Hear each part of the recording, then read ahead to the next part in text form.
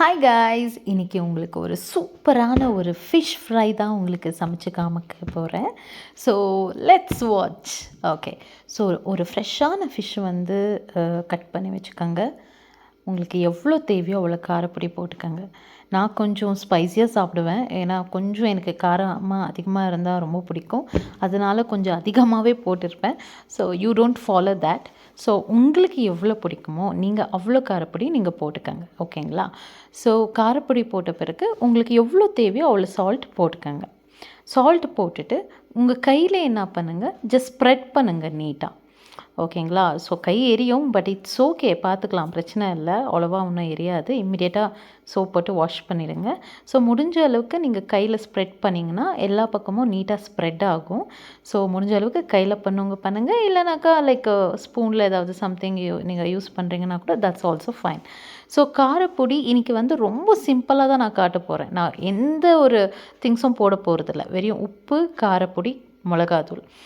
So உப்பு, மிளகாத்தூள், அப்புறம் வந்துட்டு மஞ்சள் தூள், எலுமிச்சப்பழம், இந்த 4 திங்ஸ் மட்டுமே வச்சு உங்களுக்கு சூப்பரான ஒரு ஃபிஷ் ஃப்ரை காட்ட போகிறேன். இது என்னான்னு பார்த்தீங்கன்னா இஞ்சி பூண்டு பேஸ்ட். ஓகேங்களா? என்கிட்ட வந்து லைக் இஞ்சி பூண்டு பேஸ்ட் நான் லைக் கடையிலேருந்து வாங்கி வந்துட்டு தான் போட்டுட்ருக்கேன்.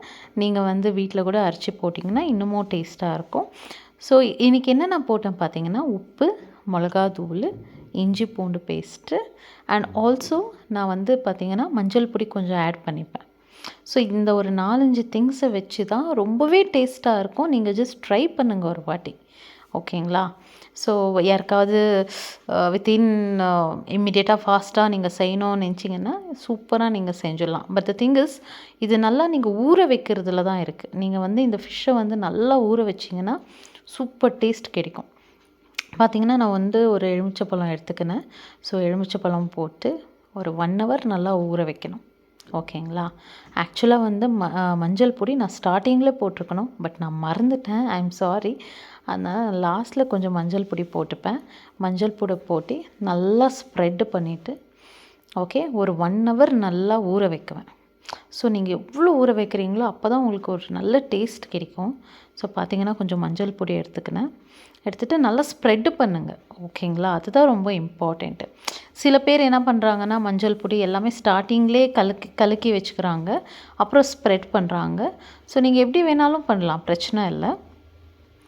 ஸோ கொஞ்சம் மஞ்சள் பொடி போட்டுக்கோங்க. போட்டு ஃபுல்லாக ஸ்ப்ரெட் பண்ணிவிட்டு இப்போ கொஞ்சம் எலுமிச்சை சாறு கொஞ்சம் போட்டிருக்கேன்.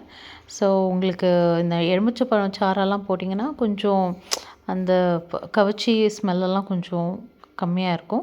அண்ட் ஆல்சோ பாருங்கள், தவாவில் போட்டுட்டேன். இன்னும் ஒரு 10 minutesல சூப்பரான ஃபிஷ் ஃப்ரை ரெடி ஆகிடும். ஓகேங்களா? ஸோ சூப்பராக சாப்பிட்லாம். This is my favourite food. So சூப்பராக சமைச்சிட்டேன். நீங்களும் இதேமாரி ட்ரை பண்ணுங்கள். ஈஸி அண்ட் குவிக் ஒரு டிஷ் பண்ணணும், நீங்கள் ஒரு ஃப்ரை பண்ணணுன்னா this is the easiest recipe. Thank you.